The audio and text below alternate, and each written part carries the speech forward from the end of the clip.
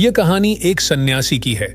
सन्यासी वह होता है जो अपना सब कुछ त्याग कर सिर्फ एक चीज को अपना लक्ष्य बना लेता है।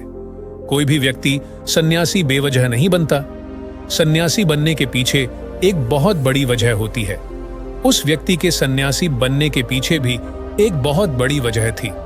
सन्यासी बनने से पहले उस व्यक्ति के मन ने उस व्यक्ति से बहुत से गलत कार्य करवाए थे, बहुत से पाप करवाए थे। उस व्यक्ति का मन उसका मालिक बन चुका था और वह अपने मन का गुलाम। जीवन के हर सुख, आराम और ऐश्वर्य प्राप्ति के बाद भी उस व्यक्ति के मन में अथाह पीड़ा थी और यही मानसिक पीड़ा उसे सन्यासी बना देती है। सन्यासी बनने के बाद वह व्यक्ति सांसारिक दुनिया से दूर हो जाता है, जंगल में रहने चला जाता है, ध्यान करता है, तरह तरह की साधनाएं और अभ्यास करता है, भिक्षा मांगकर भोजन करता है, एकांत और मौन का अभ्यास करता है। लेकिन फिर भी उस व्यक्ति का मन शांत नहीं होता। वह अंदर से बेचैन और परेशान ही रहता है। यहाँ एक बात समझने वाली है कि ध्यान या किसी भी साधना का जो शुरुआती बिंदु है, उसकी शुरुआत ही तभी की जा सकती है जब हमारा मन शांत हो, जब हमारा मन हमारी सुनता हो। लेकिन उस सन्यासी का मन न तो शांत था और न ही उसकी सुन रहा था। उस सन्यासी के मन में यह बात गहराई से बैठती जा रही थी कि मन को वश में करना, मन पर काबू पाना असंभव है। लेकिन फिर एक दिन उस सन्यासी को एक व्यक्ति मिलता है जो न तो कोई साधु सन्यासी होता है और न ही कोई बुद्धिमान व्यक्ति। वह तो बस एक साधारण सा चरवाहा था जो जंगल में अपनी भेड़ों को चरा रहा था। वह चरवाहा उस सन्यासी के पास आकर उससे पूछता है, क्या मैं तुम्हारी कुछ मदद कर सकता हूँ? तुम बहुत परेशान लग रहे हो। मैं तुम्हें पिछले कई दिनों से देख रहा हूँ। तुम बहुत बेचैन रहते हो। अगर तुम चाहो तो मैं तुम्हारी सहायता कर सकता हूँ। चरवाहे की बात सुन सन्यासी कहता है, भला तुम क्या मेरी मदद कर सकते हो? तुम तो एक संसारी हो जो अपनी मोहमाया में लिप्त रहता है। यह सुन वह चरवाहा उस सन्यासी से कहता है, मैं तुम्हारी मदद कर सकता हूँ। मैं मन को वश में करना जानता हूँ। सन्यासी चरवाहे के मुंह से यह बात सुन जोर से हंसता है और कहता है, क्या क्या कहा तुमने? तो मन को वश में करना जानते हो? मैंने अपना सब कुछ त्याग दिया, आकर जंगल में रहने लगा। अब भी मैं अपने इस मन का गुलाम हूं और तुम कह रहे हो कि तुम इसे वश में कर सकते हो।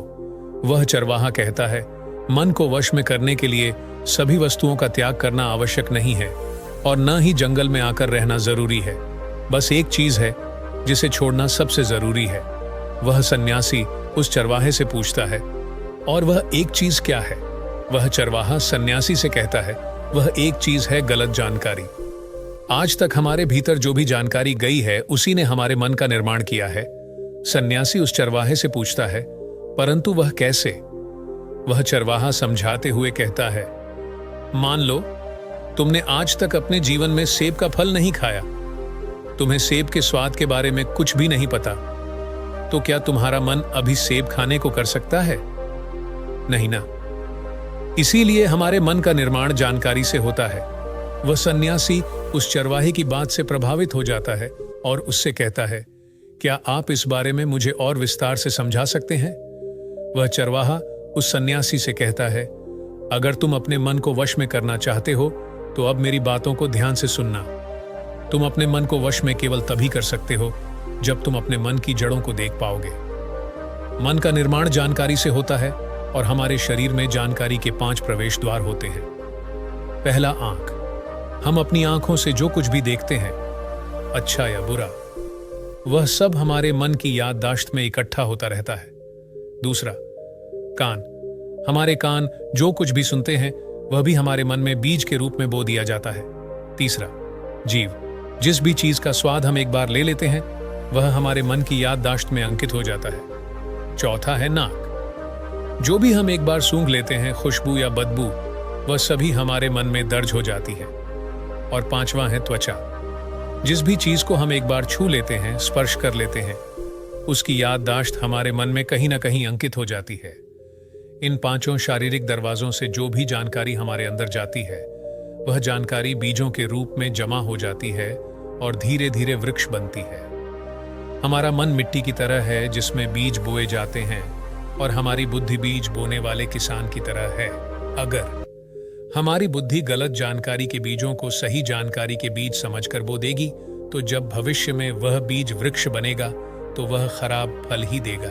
तुम्हारा मन तुम्हारे वश में इसीलिए नहीं है क्योंकि तुमने पहले से ही अपने मन में बहुत सारे गलत बीज बो रखे हैं और अब वह बीज बड़े वृक्ष बन चुके हैं। वह सन्यासी उस चरवाहे से पूछता है, तो मुझे क्या करना चाहिए?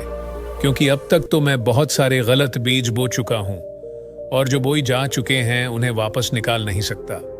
वह चरवाहा उस सन्यासी से कहता है, अब तक तुम अनजाने में गलत बीज बो रहे थे, लेकिन अब जानबूझकर सही बीज बोना आरंभ कर दूं। भीतर अगर हजारों बीज गलत हैं तो क्या हुआ? अब से लाखों सही बीज बोने के लिए तैयार हो जाओ। तुम्हें बस पूरे दिन इस बात पर ध्यान देना है कि इन 5 दौरों से तुम्हारे भीतर क्या जानकारी जा रही है और जो जानकारी जा रही है वह सही भी है या नहीं। वह सन्यासी पूछता है, यह कब तक करना होगा?